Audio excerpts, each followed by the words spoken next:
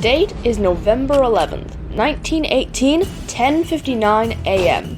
A lone soldier charges towards a German position outside the town of Chaumont-devant-Damvillers in France. His eyes filled with anger at the Germans standing at the opposing position. Ignoring the sharp calls of enemy and allied soldiers to turn back, the enraged soldier makes it within grenade-throwing distance and is killed by a short burst of machine gun fire. 3 bullets piercing his flesh, one to his head, the other through his right wrist, and the last passing through letters written to his loved ones, assuring he would soon return home, and through a prayer book before penetrating his heart. The 23-year-old soldier fell to the ground dead, less than 1 minute before the end of World War I. That is how Henry Gunther, the last soldier to die in World War I, met his end. But what led him to risk his life in the last seconds of World War I, knowing the war was already over? Join us as we explore the story of Henry Gunther, and why he chose to take the action that would paint his name in history. Henry Gunther was born on June 6, 1895 to George Gunther and Linda Roth, and descended from German-American immigrants. Growing up at 3011 Eastern Avenue, which faced Patterson Park in the mostly German-American neighborhood of Highland Town, his family belonged to the Sacred Heart of Jesus Roman Catholic Parish. In his childhood, Gunther attended public school in his hometown of East Baltimore.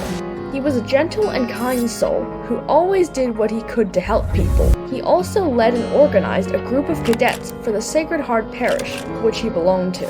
By the time America entered World War I in April of 1917, he had gained a job at the National Bank of Baltimore as a bank teller and had been engaged to Ogla Grubel, who lived at 3001 Eastern Avenue for several years, and was set to marry her on his 22nd birthday, as they wished to wait to marry given their youth. He was also quite an ambitious person, taking courses in accounting by night after work, and his employers considered him one of the most reliable and thrifty people they had ever had.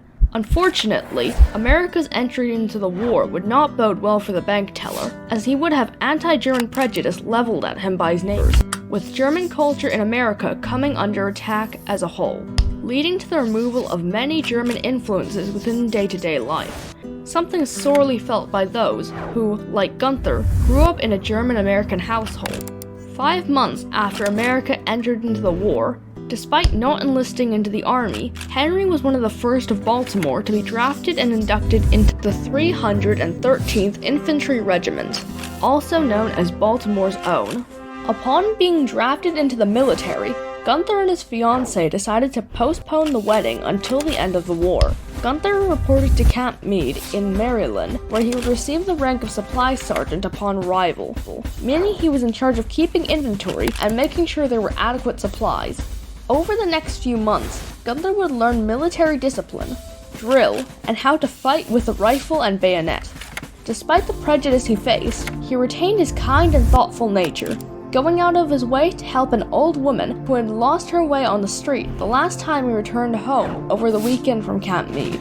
In July of 1918, Gunther's unit sailed overseas to France on the Leviathan, and if being forced to leave home for the first time and sent to the front wasn't enough, more pain would come for the sergeant when days before he was sent to France, his father suffered from a growth in his leg that over the following months after surgery would leave his legs stiff and him bedridden from the pain. Gunther's unit would take a French rail boxcar from the port to the front, like receiving more training from French and English forces once arriving there. Before leaving, however, Gunther told his mother to pack away the uniform he'd worn while training the cadets of Sacred Heart Parish, so it would be fresh and clean for him when he returned from war, never thinking for a moment that he would die in battle. Gunther was miserable in the service, due to the poor conditions overseas and the unpopularity of supply sergeants due to the perception of them failing to perform their duty, which was often because of supply shortages, which in turn was because the demand for resources was far greater than the available amount, and not the supply sergeant's fault, but they were blamed regardless. It was at the training overseas, and later at the front, that Gunther would write letters to his loved ones, including one to his friend in Baltimore complaining of the terrible conditions overseas and encouraging him not to enlist. This letter was later intercepted by military censors, leading to Gunther being demoted to private, right before his unit entered 2 months of active combat.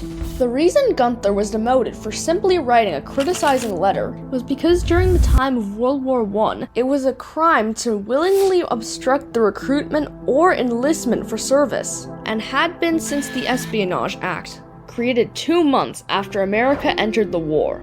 Gunther grew concerned of people suspecting him to be a German sympathizer, as back home, many people of German descent had been unjustly accused of being traitors, and he became obsessed with making up for his mistake and proving that he was loyal. Thus, Gunther began taking on risky assignments, performing splendidly in the Montfaucon fight, and on the drive east of Meuse, was selected to be a company runner, later volunteering repeatedly for the role.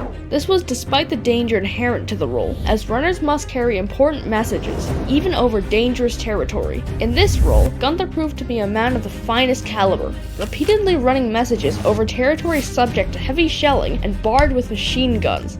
On one particular mission, a sniper bullet managed to penetrate Gunther's right wrist, which he bandaged himself, but said nothing of when asked by his superior. The next day, he reported for duty and carried on as usual.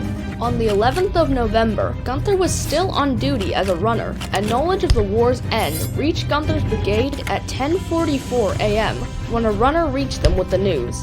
Gunther was among the happiest to hear the war's end, exclaiming, "Oh gee, I'm glad this hell is finally over. I'm soon going home." However, Gunther's brigade commander, Brigadier General William Nicholson, told the unit, in tandem with the news of the war's end, that there would be absolutely no let-up until exactly 11 a.m., meaning that Gunther was still ordered to advance on Chalmont-Devant-Damvillers along with his fellow soldiers, including other runners and riflemen. Across from their positions stood a German machine gun nest, and Gunther, at a few minutes to 11, announced that he would take that machine gun nest, much to the dismay of his fellow soldiers, who reminded him that in a few minutes the war would be over. Undeterred, he regardless armed himself with a Browning automatic rifle and started towards the machine gun nest. After many futile attempts by the opposing German forces to make him turn back, the German soldiers killed him in a short burst of machine gun fire at 10:59 a.m. Almost as soon as Gunther fell dead, the guns silenced, marking the end of the war. Gunther's motivation for his final charge remains a long-debated mystery by many. Some say he was attempting to redeem himself and his family name. Others claim he was proving his loyalty by following the orders to not let up until 11. Some assume Gunther was suicidal, or had suffered a mental breakdown from the horrors of the battlefield. In truth, there was no way to know what his real motivations were. All we can understand in his life, death, and the death's aftermath. Minutes following the gun silencing, the German crew who had fired on Gunther came out and retrieved his body, placing him upon a stretcher and carrying his lifeless corpse to the trench he had left only moments prior, where they explained their efforts to make Gunther turn back, as well as them having had to shoot him in self-defense. The soldiers of Gunther's unit quickly forgot their joy of the war's end at the sight of Gunther's dead body.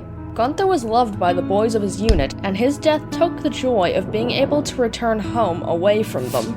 The German soldiers would insist on shaking hands with the Americans before returning to their own side. Before returning to their hometown of Baltimore, Gunther's former unit would carefully wrap his body in blankets before burying his body at the location of his death in Argonne Woods, placing a mound of stones and planting daisies they found in a nearby field near it, and situating a cross, Gunther's name written on it, at the head of the grave. Private Gunther would be officially recognized as the last man killed in World War I by General John Pershing, the man responsible for the American Expeditionary Forces, in his order of the day. His rank would later be posthumously restored to sergeant and awarded the Distinguished Service Cross, which was only given to honor heroism of the highest order, only second to the Medal of Honor. Lieutenant George F. Jonas, the Catholic chaplain of the 313th Infantry and who assisted in burying Gunther, would tell the story of Gunther's death to his loved ones. He arrived at Gunther's house by streetcar to find Gunther's mother awaiting him on the front steps, who approached him, weeping openly, taking both his hands in her wrinkled palms, and asked one question. "Father, did my Henry send his love to me as he was dying?" Father Jonas spoke honorably of Henry, describing him as a brave man, the bravest he had ever known, and while sad but eager faces watched him, described the last days of Henry's life, and the way that Henry's former unit had buried the young soldier. He had to stop frequently, overcome by emotion and by the tears he was failing to hide. And though Mr. and Mrs. Gunther's hearts were breaking of sorrow, they pitied the chaplain. For a few minutes after the lieutenant finished his story, the room was silent as everyone processed the death of the young soldier. Mr. Gunther broke the silence, asking if Henry had been prepared to meet his God, to which Mrs. Gunther and Miss Grubel added that Henry had been an exemplary individual and an ideal son. Father Jonatas said in response that Henry lived a life in France that was just as good, if not better, than at home, assuring them of Henry's salvation. To this they exclaimed, "Thank God, we have given a saint to God and a hero to our country." Father Jonatas had removed Henry's wristwatch before burying him, and would return it to Henry's family that afternoon. He described the location of the grave Henry was buried in, writing it out on slips of paper, which he gave to each member of the small group, who each planned to have the body brought back to Baltimore for a burial. Mrs. Gunther said she wanted to go over to the grave herself to retrieve her son's body, but her husband's condition would not allow her to. However, she vowed that if the government failed to return her son's body back to their home, then she would travel to France herself to retrieve it despite her frail body. She would later write a letter to the editor of the Evening Sun on behalf of all grieving mothers, writing, "As the government has taken our boys who have died in France, it should see to it that their remains are brought back. We mothers did not give them to France or England. Their bodies belong to us and should be buried in the United States, where they belong." There is not 1 in 50 whose health would permit her to go and visit the grave of her dear boy. Eventually, she would get her wish. Henry's body would be returned and subsequently buried in 1923, which his father would not live to see, having died of his illness in June of 1919 at age 50, with Mrs. Gunther dying decades later in June of 1938 at 71. Gunther's former fiancée would never marry, and would die in November of 1964, days before the 46th anniversary of her beloved Henry's death. Today, you can find Henry's grave at the Holy Redeemer Cemetery in Baltimore, where the inscription reads, "Highly decorated for exceptional bravery and heroic action that resulted in his death 1 minute before the armistice." Henry was succeeded by his nephew, born in the year Henry was buried in Baltimore and named after the fallen soldier.